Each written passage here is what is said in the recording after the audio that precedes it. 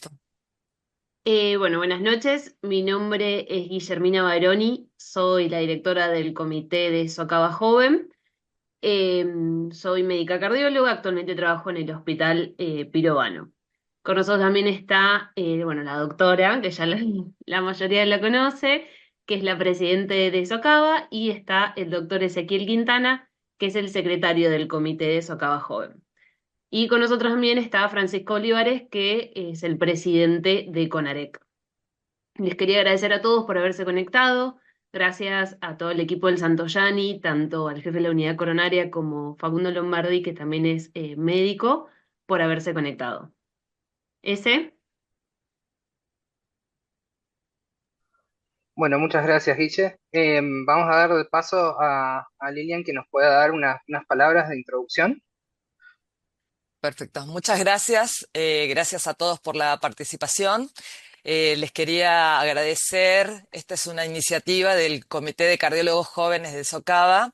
Así que quería agradecerles a Guillermina y a Ezequiel que están liderando de una manera excelente este espacio, que creo que es súper útil porque es un espacio de intercambio académico entre las residencias de Cava, que esto nos permite poder interactuar entre nosotros, poder ver cómo los casos complejos se resuelven y como son casos complejos difíciles, yo creo que entre el intercambio académico que podemos hacer, todos nos vamos a beneficiar en conocer estas patologías y si en algún momento nos toca poder resolverlos o poder ver cómo lo resolvieron. Y aparte de eso, agradecer también a CONAREC y a todos los residentes que ponen el cuerpo y ponen todo el tiempo como para que nuestros pacientes salgan adelante. Bueno, así que agradecerles infinitamente a todos por participar, a Guillermina y a Ezequiel por liderar estos ateneos que me parecen súper importantes para todos. Así que le damos la palabra a Facundo, que es el presidente de CONAREC, para que nos dé así la bienvenida también y participe de este evento. Facu estaba. Francisco. Ah, Bueno, perdón, poco del año pasado. Francisco. Bueno, muchísimas gracias a todo el comité y Socava por invitarnos a participar a este espacio que estoy seguro que va a ser muy enriquecedor y la realidad es que toda actividad académica que los residentes puedan aprovechar me parece que es fundamental y nosotros vamos a apoyar desde el lugar que nos toque. Muchísimas gracias por la invitación y bueno, muchísimos éxitos y espero que este sea el primer año de muchos que podamos acompañar en esta actividad. Bueno, muchísimas Muchísimas. gracias, Fran. Bueno, vamos a explicar primero qué vamos a hacer. La idea de mi caso desafiante desde Socava y desde CONAREC es plantear un caso clínico con posteriormente una revisión bibliográfica. En el día de hoy nos va a tocar la participación del Hospital Santoyani. Está el disertante va a ser Leonel Trevisono, que es residente del tercer año del Hospital Santoyani. Junto a él va a estar los panelistas, Gustavo Lanosa, que es el jefe de unidad coronaria del hospital, Facundo Lombardi, que es staff de cardiología y coordinador también de unidad coronaria del Hospital Santoyani, y Mariela Gobone, que es médica cardióloga y jefa de residentes de cardiología del Hospital Santoyani. Si querés arrancar, Leonel, compartiendo tu pantalla y que arranca la presentación. Perfecto, Ezequiel, gracias. A ver, compartimos. Bueno, ahí como me presentaron, primero, buenas noches a todos. Antes que nada, agradecer el espacio a la Sociedad de Cardiología de Buenos Aires, a la Federación de Cardiología Argentina. Mi nombre es Leonel Trevisono, como ustedes decían, R3 de Cardiología en el Santoyani. Y el día de hoy les vamos a presentar un caso muy interesante que tuvimos y que decidimos titular como disfunción biventricular post-pericardiocentesis urgente. A modo organizativo, ya pasar. Ahí está. A modo organizativo, vamos a primero presentar el caso, luego un espacio de discusión, temas a desarrollar y finalmente una conclusión personal. La paciente es una paciente femenina de 59 años, como factor de riesgo tiene antecedentes de artritis reumatoidea diagnosticada en el año 2018 en otro nosocomio, que venía medicada con prednisona e hidroxicloroquina con mala adherencia. Como antecedente de enfermedad actual, la paciente venía con un síndrome constitucional de 2 años de evolución, astenia, anorexia y pérdida de peso marcada, a la cual añaden en los últimos meses edema, disnea, clase funcional 3 ya en el último momento 4 y metrorragia en el último mes. Así que bueno, la paciente consulta por disnea ya clase funcional 4, al examen físico normotensa, taquicárdica, taquipneica y desaturando aire ambiente. El estado general, bueno, muy mal el de la paciente. Tenía ruidos cardíacos hipofonéticos, regular perfusión periférica, ingurgitación yugular 2/3, 5 lapso inspiratorio y en franca anasarca. Tenía regular mecánica ventilatoria restrictiva secundaria a una citis bastante marcada. Y como datos positivos en el laboratorio, tenía una anemia severa y plaquetopenia, por la cual recibió transfusión de 2 unidades de glóbulos rojos. En la guardia se le hace una paracentesis evacuadora en contexto de esta citis, donde se le drenan 2 mililitros de líquido amarillo ligeramente turbio, que el citológico, y bueno, por criterios de gasa, daba como para o tumor o tuberculosis, como posibilidades diagnósticas, etiológicas de este líquido. Y a su vez se le hizo una ecografía abdominal, donde se informaba una imagen sólida a nivel cervical de 43 por 37 milímetros. En la guardia se le hace esta tomografía, donde se informa un derrame pericárdico, si bien no se llega a detallar bien, no se llega a ver, digamos, bien en la imagen, pero informan un derrame pericárdico moderado a severo y en engrosamiento subpleural y derrame pleural bilateral con imágenes nodulares que podrían ser compatibles con esta enfermedad reumatológica. Posteriormente se le realiza este electro, donde vemos, bueno, ritmo sinusal, una frecuencia cardíaca de aproximadamente 100 latidos por minuto, un eje en 60, un QRS angosto, pero lo que sí es marcado y notorio es el hipovoltaje con alternancia eléctrica, ¿sí? También marcar de B1 a B3 la mala progresión de Doppler. Posteriormente ingresa a la unidad coronaria, se realiza este ecocardiograma, una vista para external, eje largo, donde bueno, es notorio, digamos, el derrame pericárdico severo y este movimiento oscilante pendular y fásico del corazón dentro del saco pericárdico, con compromiso de cavidades derechas, incluso también hay un colapso cisto-diastólico parcial en la aurícula izquierda. A su vez también se ve un engrosamiento difuso del pericardio, bueno, es la imagen típica de lo que conocemos como el swing heart. La misma vista pero en un eje corto, donde a priori se podría decir que la función parecería ser adecuada del engrosamiento miocárdico, y si se ve también se puede apreciar un aplanamiento septal en ciertos momentos. La vista apical, 4 cámaras, donde, bueno, más de lo mismo, digamos, el compromiso franco de las cavidades derechas, el corazón oscilando dentro de la cavidad pericárdica. El informe final del eco, con diámetros espesores dentro de los límites esperados, aplanamiento septal, adecuada función y motilidad en el contexto clínico también de la paciente, y un derrame pericárdico severo con compromiso de cavidades derechas. Se le hizo este laboratorio de ingreso en la unidad coronaria, donde teníamos ya la anemia un poco más corregida, sí, hipoalbuminémica, con unas troponías de 558 y CPK de 33 y un BNP de 800.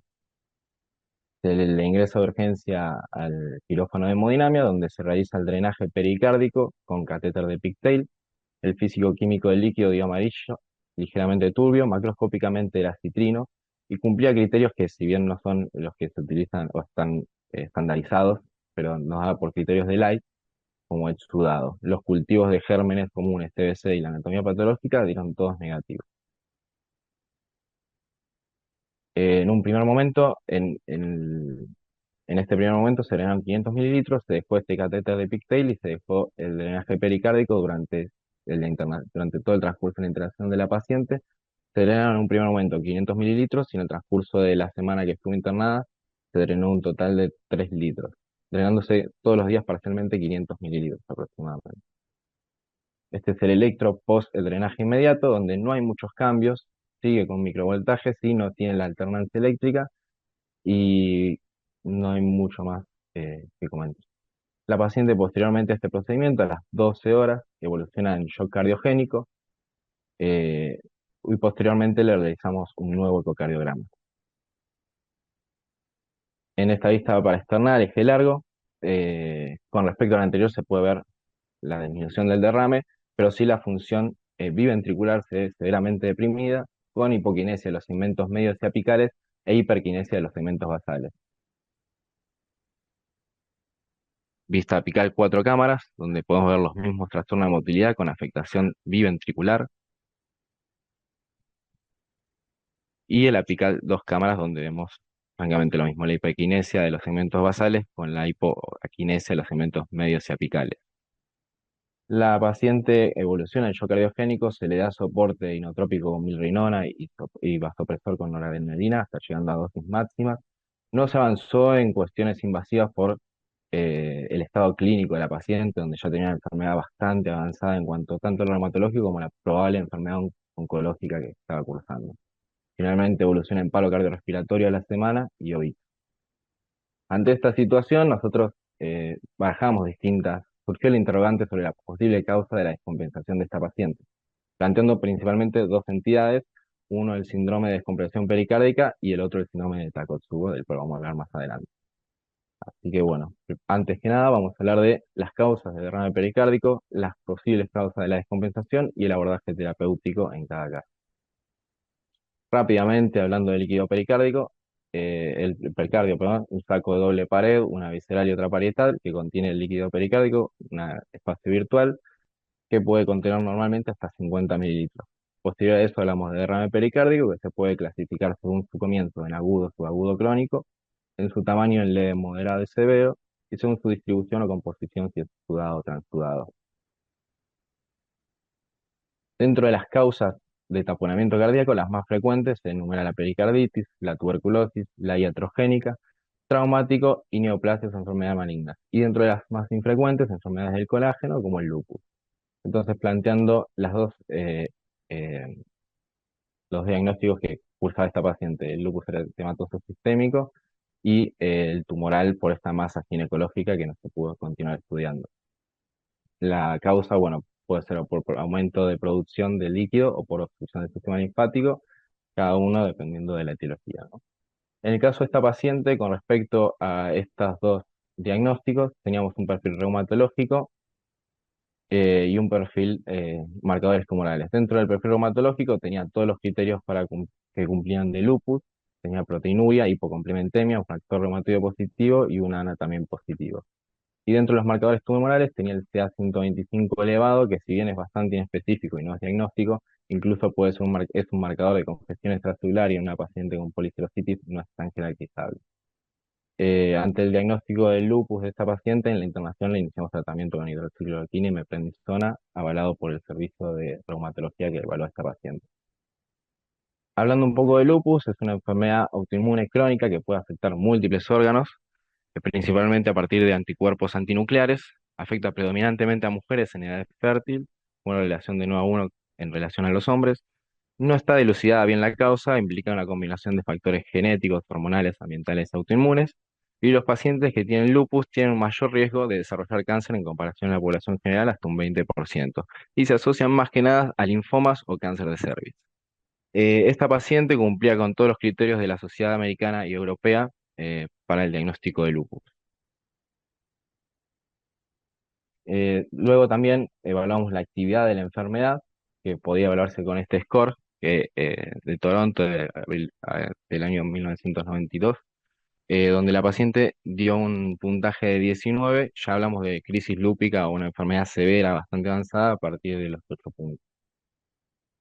Luego, con respecto a la etiología oncológica, el derrame pericárdico es la complicación cardíaca más frecuente en los pacientes con cáncer y suele observarse en los estadios más terminales, asociándose principalmente a cáncer de pulmón y el cáncer de mama.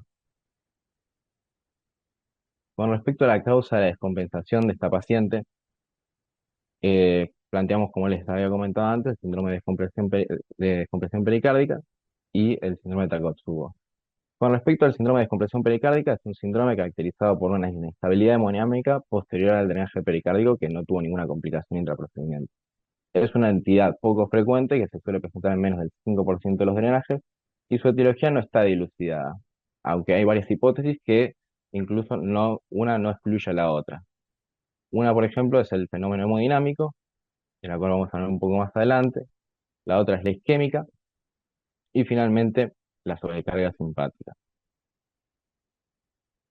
En cuanto a la hemodinámica,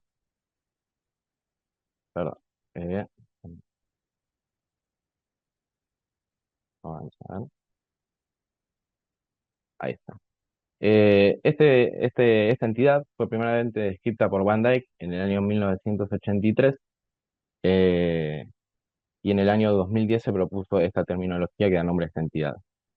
En este reporte de caso relata a un paciente de 42 años con diagnóstico de cáncer de pulmón avanzado que evolucionó con taponamiento cardíaco. A ese paciente se le colocó un catéter de Swan-Ganz y se le hicieron mediciones previo y posterior a la pericardiocentesis. Como podemos ver previamente, tiene un patrón hemodinámico obstructivo. Posterior a la pericardiocentesis, el paciente evoluciona favorablemente y a las pocas horas intercurre con un edema agudo de pulmón hipertensivo, con aumento de la presión sistólica, aumento de la wedge y de la presión de la arteria pulmonar con un índice cardíaco conservado. Se le realiza el tratamiento para esta entidad con BNI, diuréticos y vasodilatadores con adecuada respuesta y nuevamente vuelve a intercurrir con un taponamiento cardíaco por reproducción del líquido, por lo cual se vuelve a drenar el líquido y vuelve a intercurrir con la misma entidad, con un edema agudo de pulmón, por lo cual se lo tiene que ventilar y finalmente el paciente fallece. A partir de esto se plantean distintas etiologías, la fisiopatología, perdón, de esta entidad. Uno es el fenómeno hemodinámico, que lo que plantea es, luego de retirar de manera súbita el líquido pericárdico, hay un aumento súbito del retorno venoso en el ventrículo derecho, que se exacerba durante la inspiración, y este ventrículo derecho se distiende a expensas del ventrículo izquierdo, abombando el septum, disminuyendo la precarga en un ventrículo izquierdo que ya está eh, bastante comprimido, sumado también a una descarga simpática con un aumento de la poscarga en un paciente que está cursando un cuadro agudo. Esto genera una disminución del gasto cardíaco que podría evolucionar o en edema de pulmón o en shock cardiogénico, y esto es lo que es uno de los planteos que explicaría el síndrome de descompresión.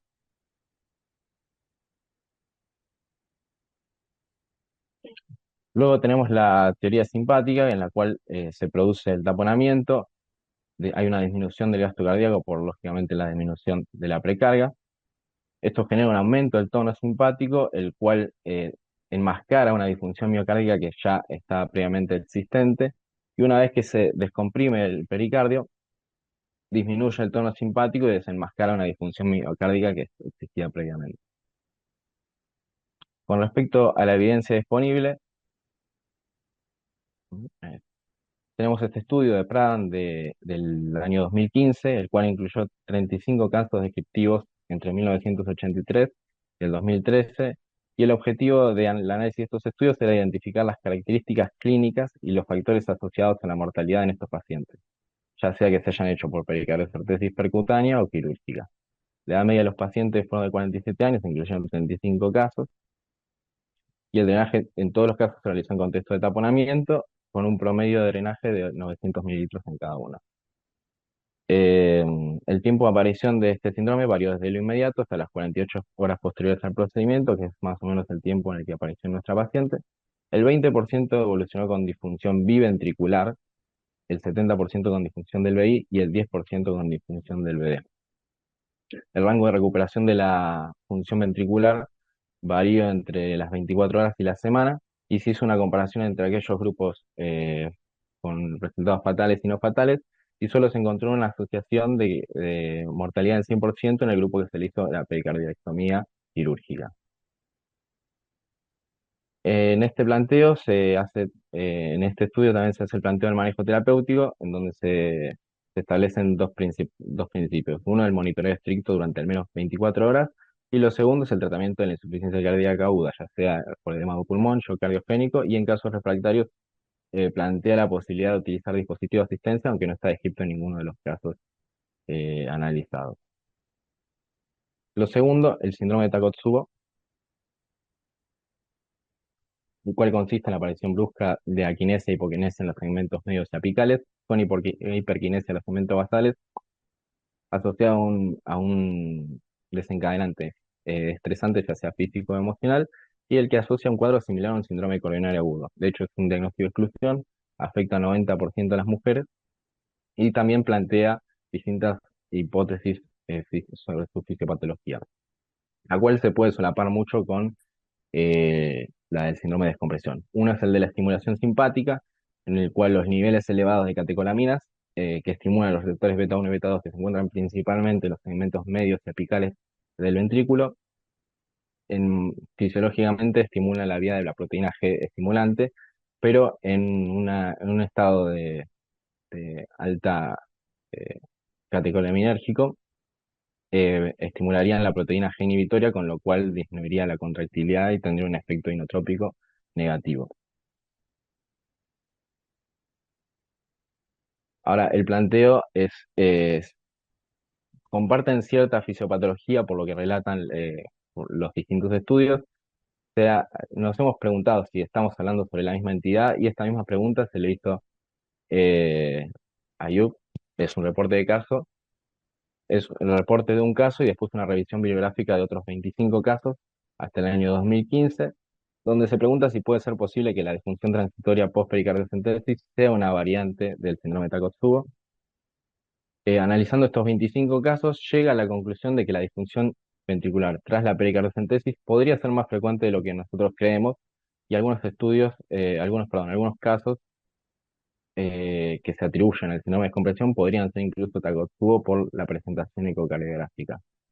Finalmente, como conclusión, recomiendo una descompresión progresiva y controlada para reducir el riesgo de generar este síndrome de descompresión.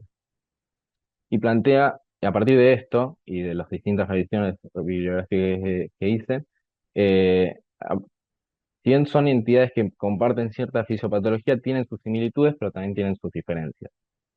Las similitudes, la población, la gran mayoría se presenta en mujeres posmenopáusicas, comparten la hipótesis fisiopatológica, ya sea por sobrecarga catecolaminérgica.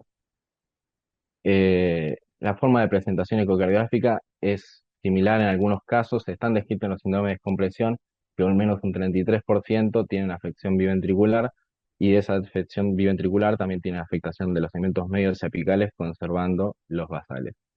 El tratamiento también es el mismo, es el soporte hasta que la enfermedad mejore. Y en cuanto a la diferencia, las presentaciones clínicas, sí es bastante marcado esto en los estudios. El síndrome de Takotsubo suele presentarse con dolor precordial, mientras que el síndrome de descompresión presenta una clínica más de insuficiencia cardíaca y el síntoma cardinal es la disnea. Nuevamente también habla de los hallazgos en el electro. La verdad que no hay nada eh, descrito sobre cambios en el electro en el síndrome de descompresión, mientras que en el Takotsubo sí puede ser similar a un síndrome coronario con inversión de ondas T, incluso elevación del punto J. El Takotsubo raramente se reporta post-pericardiocentesis, pero nuevamente podría ser esto de que se solapa con el síndrome de descompresión. Y la evolución y el pronóstico. El síndrome de descompresión tiene una mortalidad aproximadamente del 30%, mientras que el intrahospitalario, mientras que el Takotsubo tiene una evolución más benigna. A modo de conclusión, son pocos los casos descritos del síndrome de descompresión pericárdica, lo que dificulta la sospecha en la práctica diaria. No hay criterios establecidos para su diagnóstico. El mecanismo fisiopatológico es compartido con el síndrome de Takotsubo. Ambas pueden cursar con disfunción ventricular transitoria, y el manejo es el soporte hasta la recuperación. Esta es la bibliografía. Y bueno, muchas gracias. Bueno, Leonel, muchas gracias por tu presentación. Excelente. Doy paso a los panelistas, a Gustavo, a Mariela y a Facundo, si quieren hacer algún comentario extra sobre el caso, acotar algún detalle o agregar algo sobre la revisión. Bueno, si les arranco. Bueno, buenísimo, Leo, como siempre, las presentaciones. Ya lo ha presentado Ateneo, así que ha hecho una revisión bibliográfica muy exhaustiva. En pericardio nosotros tenemos, es una patología que nos interesa mucho en el servicio, así que los derrames y taponamientos pericárdicos que solemos tener los exprimimos bastantes, así que tenemos un buen estudio de esta patología, por suerte, y por ahí esto nos permite detectar esto y por ahí detectar otros escenarios, otros pacientes que se han sucedido por ahí de forma similar, no tan agresiva como este. Por lo tanto, es una entidad que tengamos en cuenta. Como contaba recién Leo, probablemente ocurra mucho más frecuente de lo que la vemos, no siempre tan florida y tan agresiva como en este caso, pero probablemente si la vamos a buscar, probablemente encontramos un poquito más eh, de lo que está descrito, solamente hay que ser un poquito más proactivos. Después, en cuanto a la evolución de la paciente, su estado general era muy malo. Eso probablemente no, yo creo que fue la gran influenciadora en su deceso. Buenísimo. No era una mujer con, digamos, ya prácticamente con una gran pérdida de peso, con muy poco margen para soportar un deterioro tan abrupto de la función cardíaca, lo cual seguramente, más allá del sostén que se le brindó, no había mucha capacidad de maniobra y para sostenerla. Lo cual lamentablemente lo llevó a esto. Si no, obviamente es de esperar que a las 48 a 72 horas estos casos suelen o mejoren y luego se puedan sostener. En cuanto a la imagen compatible o símil Takotsubo, es la gran duda que tenemos.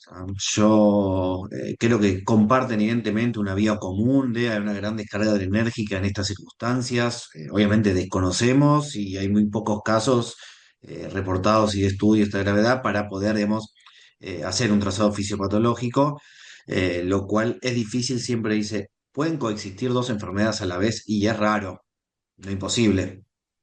Pero no, generalmente uno tiende a pensar de que evidentemente el mecanismo de desarrollo de esta patología desencadena este tipo eh, de imágenes y deteriora la función cardíaca. Pero bueno, son todos desafíos y preguntas que tenemos. Mismo también probablemente su evolución, o sea, la característica, digamos, la causa del taponamiento probablemente sea su enfermedad reumatológica, más allá que la oncología no podemos llegar a descartarla, pero más que nada por todos sus antecedentes y por la evolución, tanto volumen que presentaba ella, seguramente se debe a un cuadro crónico, pues si no, mucho más pronto hubiera desarrollado los síntomas, lo cual es una patología que probablemente venía hace tiempo que se fue acumulando hasta que, bueno, desencadenó este final. Así que bueno, son muchas preguntas. Es una presentación que tenemos muchas más preguntas que certezas, ¿no? Y eso es lo que hay que entenderlo. Así bueno, Gus, no sé si quieres continuar con María. No, Perdón, muy en el bien. mientras tanto, si quieren sumarse en el chat con alguna pregunta, algún comentario, bienvenido.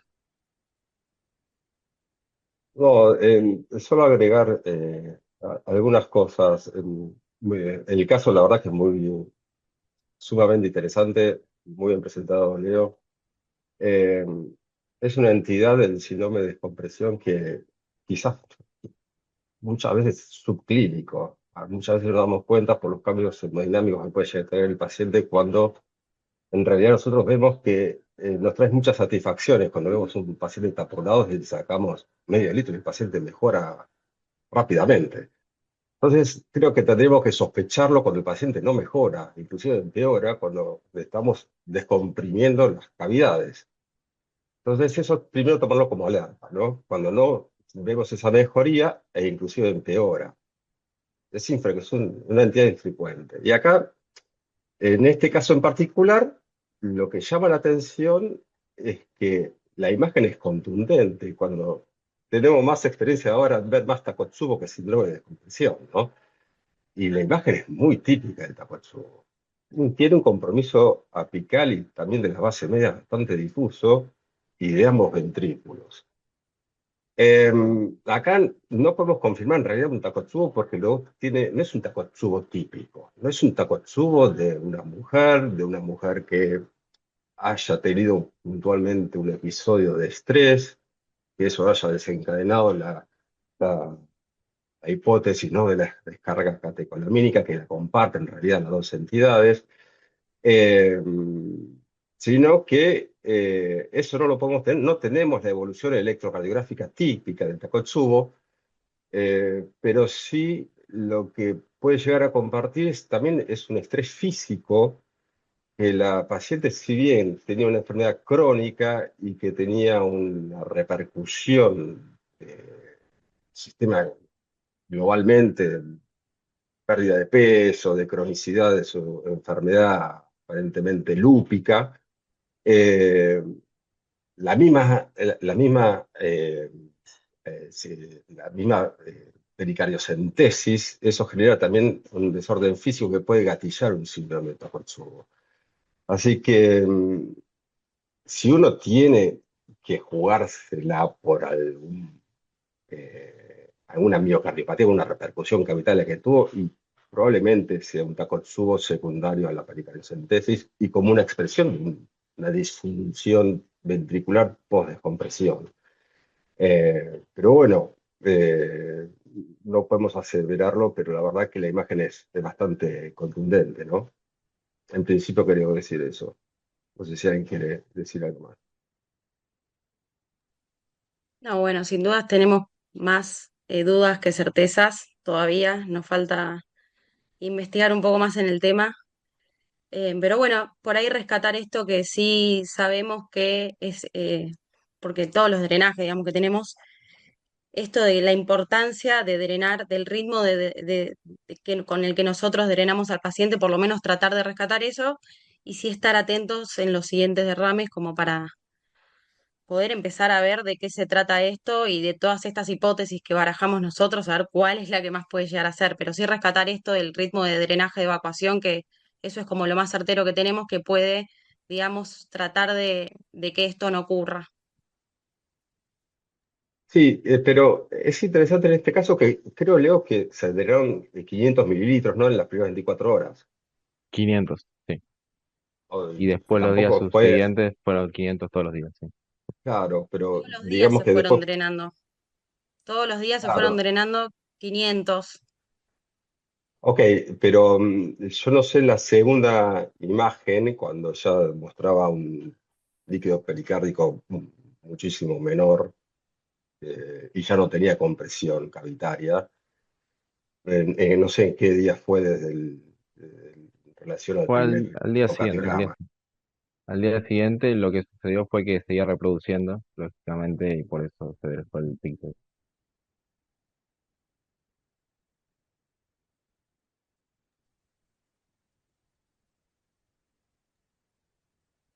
Muy interesante el caso de Leonel, felicitaciones por la presentación.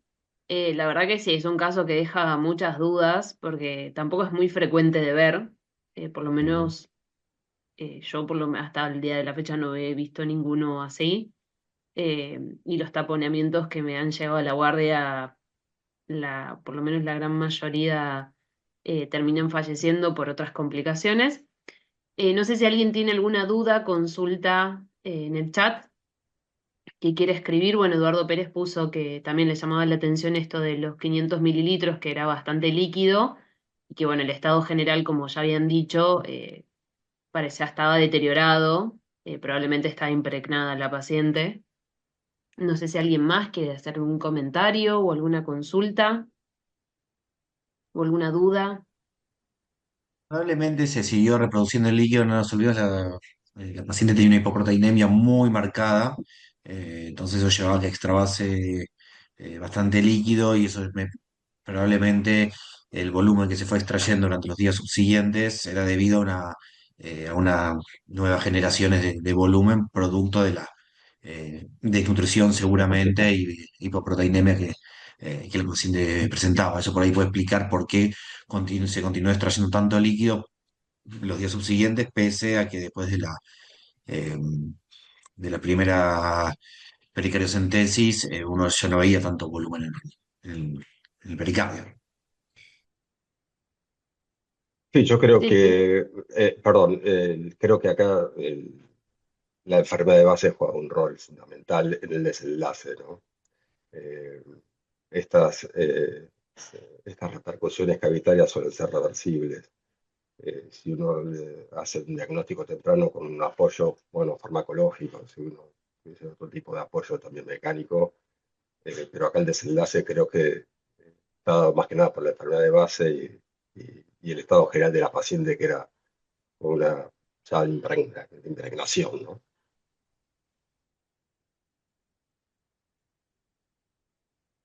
Sí, sumado a su lupus, que también estaba muy activo por los valores que habían dado, también puede haber sido el causante del derrame pericárdico. Sí, sí, daba Bueno, todo para eso, ¿no? Porque tenía una policerositis, tenía. De hecho, Sí, entró a la guardia antes de entrar a la unidad coronaria, se le dio más importancia a la citis, por eso se le hizo la paracentesis. Así que probablemente sí, esté más relacionada a su enfermedad autoinmune. bueno, muchas gracias a todos por participar, a todo el equipo del Hospital de Santo Yani por sumarse. Gracias Lilian por la invitación, Guille por el acompañamiento y Fran por el oficio, también por el acompañamiento desde Conarec. Para aclarar, es que estos eventos se van a repetir. Vamos a tratar de invitar a todas las residencias de cardiología de la ciudad de Buenos Aires, ¿sí? Cada caso clínico y revisión va a ser evaluado por un comité especial de FAC y a partir de eso va a ir a una competencia, ¿sí? En la cual el mejor caso va a ser presentado en el Congreso de FAC del año que viene en Rosario y eventualmente también publicado en la revista de FAC.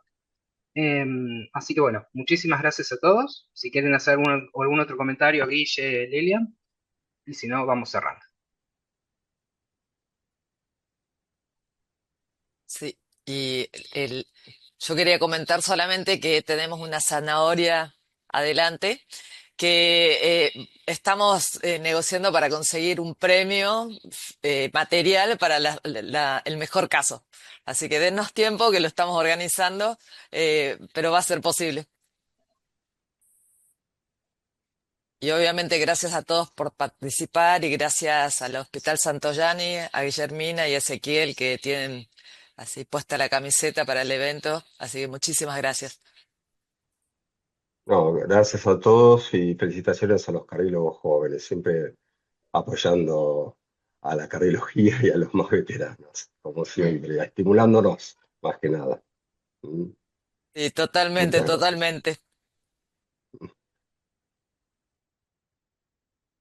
Bueno, muy bien. Damos por cerrada el evento. Muchas gracias de vuelta a todos por participar. Muchas gracias a No, todos muchas y gracias. felicitaciones. Sí. Felicitaciones y gracias.